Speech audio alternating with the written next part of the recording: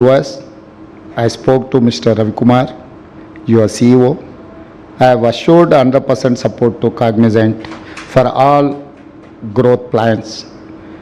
Now I am delighted to be here today. We all know Cognizant has a major presence in Hyderabad. You have about 60,000 plus employees. Your office is about 4.5 million square feet. I am very happy Cognizant will hire about 4,000 freshers from engineering colleges every year for Hyderabad facilities. I also want to thank you for spending crores of rupees towards CSR for various good causes. This new facility will soon make Hyderabad the largest presence for Cognizant in India.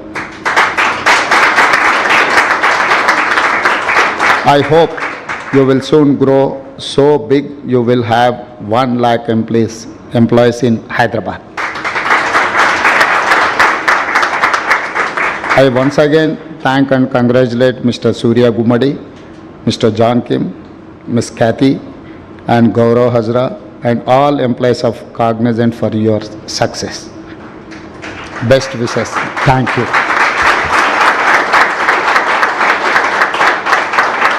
Hyderabad నగరం ప్రపంచ ముఖ చిత్రంలో ఒక ప్రధానమైన నగరంగా గుర్తింపు పొందడానికి అది కొద్ది రోజులో, కొద్ది నెలలో, కొద్ది సంవత్సరాలు కష్టపడితే నిర్మించిన నగరం కాదు ఈ నగరం. ఈ నగరం 430 సంవత్సరాల క్రితం కులీ కుతుబ్ షాహీల నుంచి మొదలు పెడితే నిజాం వరకు హైదరాబాద్ నగరాన్ని నిర్మించడం జరిగింది. ఆ తర్వాత నిజాం బ్రిటిషర్స్ కలిసి రెండవ నగరం సికింద్రాబాద్ని నిర్మించడం జరిగింది. మళ్ళీ మా మంత్రి శ్రీధర్ బాబు గారు చెప్పినట్టు శ్రీ రాజీవ్ గాంధీ గారి దేశంలో సాంకేతిక నైపుణ్యమే నిరుద్యోగ సమస్యకు పరిష్కారం.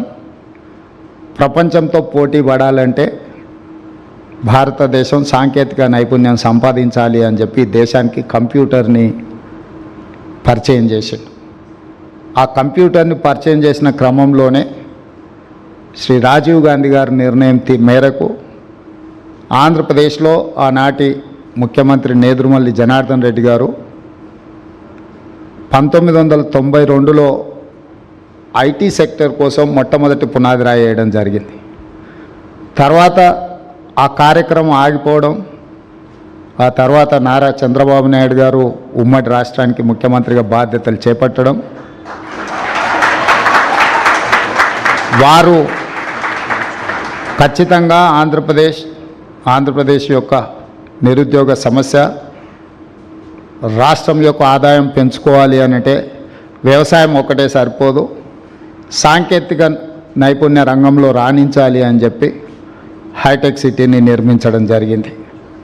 హైటెక్ సిటీ నిర్మాణంతో హైదరాబాద్ నగరంలో పెట్టుబడులు రావడం, నారా చంద్రబాబు నాయుడు గారు, డాక్టర్ వైఎస్ రాజశేఖర రెడ్డి గారు 3వ నగరంగా సైబరాబాద్ నగరాన్ని నిర్మించారు. ఈరోజు హైదరాబాద్ని 3 నగరాలుగా చూడొచ్చు. హైదరాబాద్ నగరం, సికింద్రాబాద్ నగరం, సైబరాబాద్ నగరం, ఔటర్ రింగ్ రోడ్, అంతర్జాతీయ ఎయిర్పోర్ట్, ఐటీ కంపెనీలు, ఫార్మా రంగము, ఇట్లా ప్రతి రంగంలో హైదరాబాద్ రాణించడం వల్ల ఈరోజు ప్రపంచ స్థాయిలో మన తెలంగాణ రాష్ట్రానికి, హైదరాబాద్ నగరానికి ఒక గొప్ప గుర్తింపు వచ్చింది.